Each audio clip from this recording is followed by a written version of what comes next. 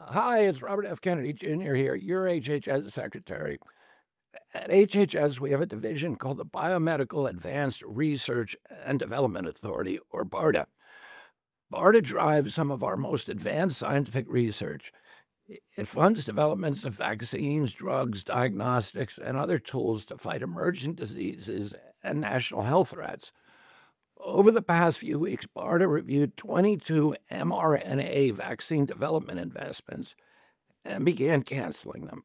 Let me explain why. Most of these shots are for flu or COVID, but as the pandemic showed us, mRNA vaccines don't perform well against viruses that infect the upper respiratory tract. Here's the problem: mRNA only codes for a small part of the viral proteins, usually a single antigen. One mutation, and the vaccine becomes ineffective.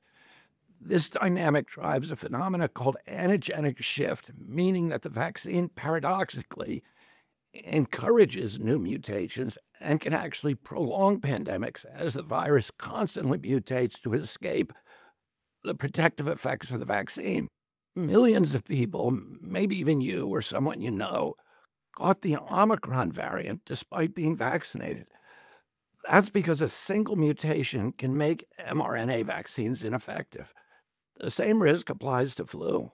After reviewing the science and consulting top experts at NIH and FDA, HHS has determined that mRNA technology poses more risks than benefits for these respiratory viruses.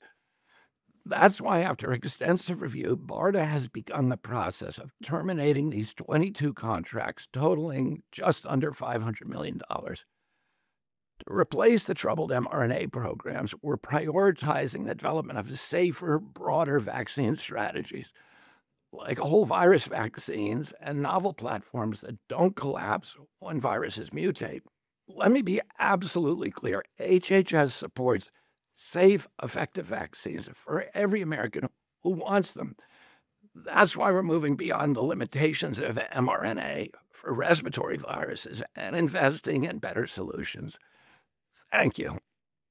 Produced by the U.S. Department of Health and Human Services.